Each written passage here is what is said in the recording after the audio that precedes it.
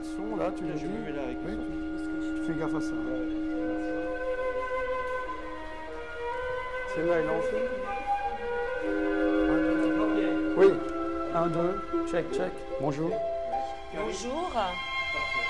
Allez, clap 1. 1. Bonjour Jean-Pierre. Bonjour Karine. Alors je suis ravie d'être là et merci de ton invitation. Mais je t'en prie. Oui. Donc on va partager ce petit moment ensemble. Alors tu m'as invité par mes compétences de sexologue. Oui, mais non seulement ça, je crois que tu apprécies mon travail et donc c'était une idée d'un petit échange comme ça, un peu informel, pour discuter un peu de mon travail et de la vie en général. Oui. Alors moi je suis ravie de pouvoir échanger de ton travail, effectivement. Alors il y a l'angle de sexologue que je suis, mais il y a aussi l'angle intime qui m'a beaucoup interpellée. Tu le sais, j'aime beaucoup ton travail. J'ai été très touchée par ce travail la première fois que je l'ai vu. Donc, je suis d'autant plus ravie d'échanger. Alors, pourquoi j'ai été touchée par ce travail? Oui, voilà. Pour quelle raison j'ai été touchée, mon cher Jean-Pierre? Oui. Alors déjà, c'était ce jeu de lumière. Pour moi, il y avait un jeu de lumière où j'étais invitée complètement dans une dynamique, dans du vivant. Donc déjà, il y avait un premier regard pour moi. Je ne suis pas une spécialiste de l'art, je parle avec ce que je suis. Il y avait une dynamique du vivant, quelque chose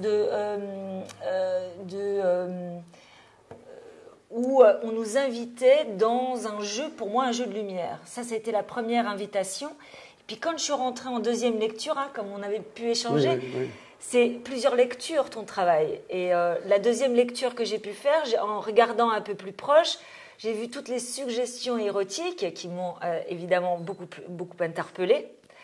Et puis cette troisième lecture, presque, il peut y en avoir beaucoup, mais cette troisième lecture aussi qui vient nous inviter dans les suggestions donc érotiques, mais aussi à un moment donné pornographiques. Et je pense qu'on va le développer. Mais voilà ce sur quoi j'ai été touchée dans ton travail. C'est cet ensemble de suggestions, d'invitations où, en fin de compte, on peut très bien passer à côté et ne rien voir du tout. Tout à fait, c'est vrai. Et selon la personne, le moment, et la personne aussi, il faut qu'elle se pose devant ton travail. Ça, je pense que c'est très important devant ton travail. Les gens peuvent passer, mais en fait, si on ne se pose pas, on ne voit pas là où tu nous invites dans une introspection fantasmatique, au fond. Moi, je le dirais comme ça. Oui. Mais tu parles tu as découvert mon travail, tu parles en particulier de l'exposition au Musée des Beaux-Arts de Besançon. Alors, je parle effectivement très bien. De cette exposition. Oui. Et puis après, de ton invitation ici, et où j'ai pu reprendre du plaisir à voir ce mur magnifique qui est derrière nous. Voilà. Oui. Mais oui, il y a beaucoup de choses que j'essaye de développer dans mon travail parce que forcément, je cherche la multiplicité des choses et la successivité, on en parlera un peu plus en détail par la suite. Mais